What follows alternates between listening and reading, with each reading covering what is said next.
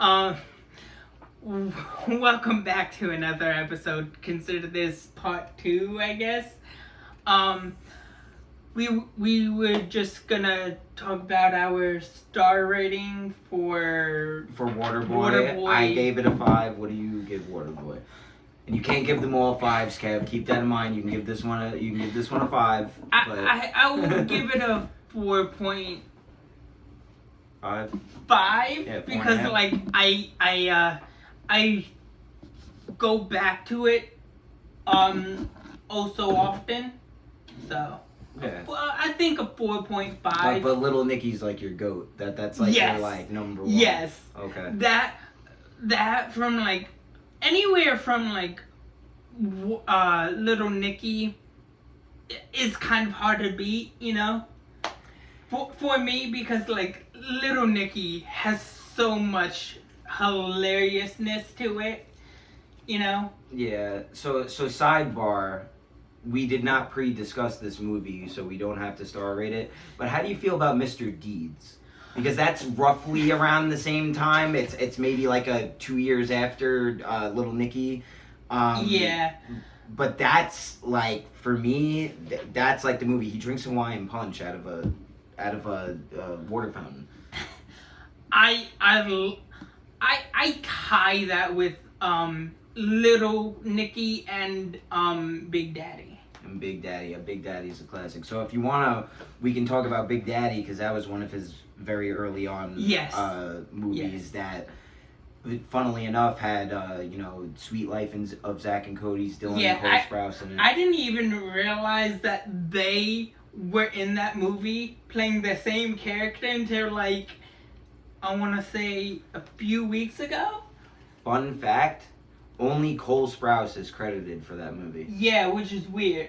Yes, because Dylan Sprouse definitely did do some of the parts of the movie, but his brother Cole actually got the main credit for the movie, because he must have done a majority of the scenes. Yeah, makes sense. And you can usually, like, when they're that young, you can't tell at all. By the time you get to Sweet Life and Zack and Cody, you can visibly tell differences between them. Yeah. But, I love that movie because he has all of his friends in it, like he does in a lot of his early movies, but people that have gone on to do other things of their own. Like, I don't recall the name of his friend, but he plays one of his gay friends. They're the gay lawyers. And basically, he ends up being in a bunch of other movies. He's also in Mr. Deeds.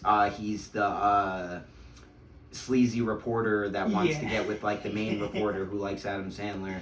And he also is in this movie called Grandma's Boy, which is fantastic. But, I love Grandma's Boy. And my favorite guy also, which we didn't talk about in Waterboy either, is the guy that goes heh heh heh heh heh. His friend with the lazy eye. That guy is the best. And the movie's just really wholesome and classic, and has like a great story, and it's one I can watch like 100 times over. So I really hate that I'm doing this, but 5 stars also.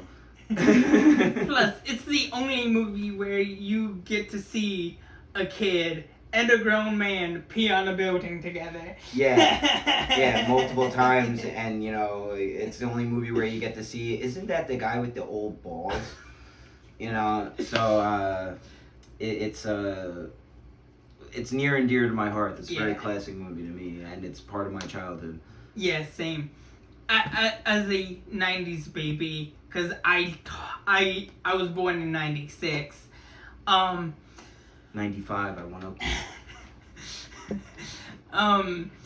I love Dylan and Cole Sprouse. I just watched one of the Dylan Sprouse's new movie, Beautiful Wedding. I did not know that they still did like acting. Like a lot of child actors, a lot of them grow up and they never do anything like after that. So. It's not a Mary-Kate and Ashley situation. Yeah, but I don't know what they even look like now. That's actually crazy. That's news to me.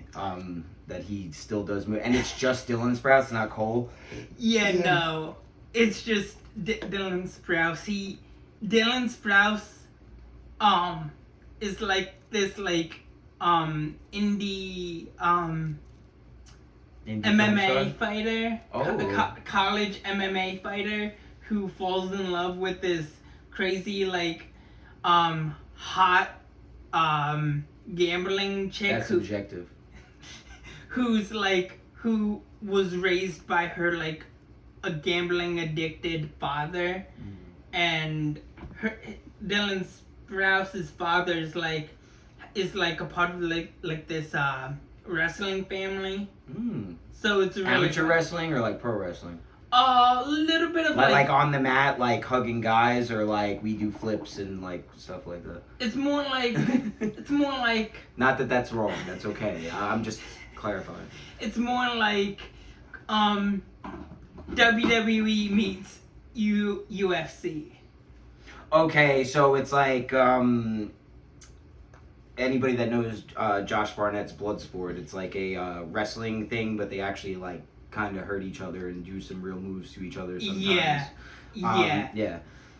Which is it's like freestyle wrestling, like, but not in the sense of like the Olympics. In the sense of like, like you can do whatever you want to the other person. No rules. Yeah, pretty much no rules. Yes. Okay. But that sequel is a sequel to Beautiful Disasters with him in it.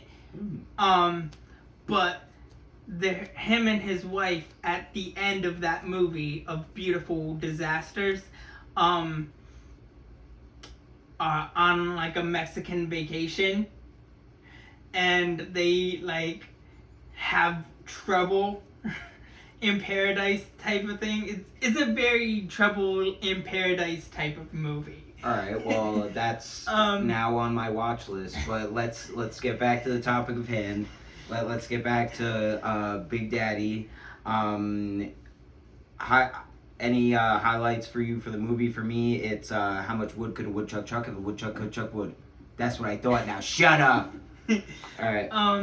What's your favorite part of the movie? Highlights. Definitely is that the guy with the old ball?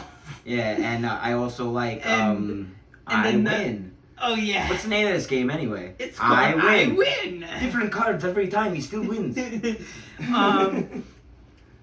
Scuba Stan is a good one. I'm Scuba Stan, Scuba Steve's father. It's a great movie. I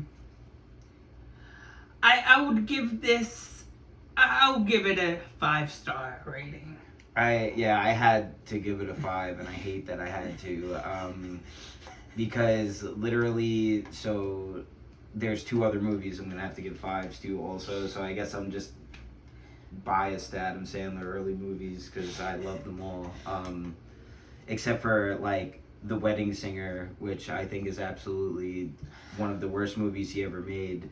But that's because he was never meant to be a serious actor until we get on eventually to his later movies where he's done recently, where he's a much older man, so it makes sense for him to be serious. But when he was in his 20s, he should not have been, or even early 30s, he should not have been this mullet perm guy, wedding singer in this sad sack of a movie. It was like his first like sad, serious kind of movie where it could have some sort of comedy in it here and there, but like it's way too serious of a movie for me to get into. So that's why I like to open it up to talk about this one, because this will be the only one that I probably don't give 5 stars. And it's the first trio of films where him and Drew Barrymore get to play love interests. Which they do again in 50 First Dates. And again in what's that movie? I